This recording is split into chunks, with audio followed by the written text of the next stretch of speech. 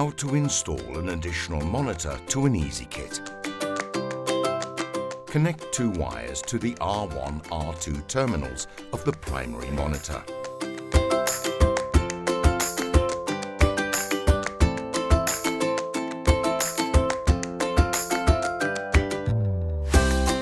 On the additional monitor, set the dip switch to slave, and then connect the two wires coming from the master monitor to terminals D1 and D2.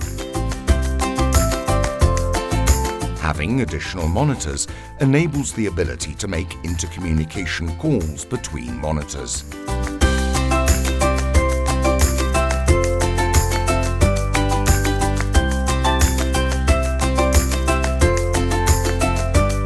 When all the connections are finished, insert the power plug on each monitor.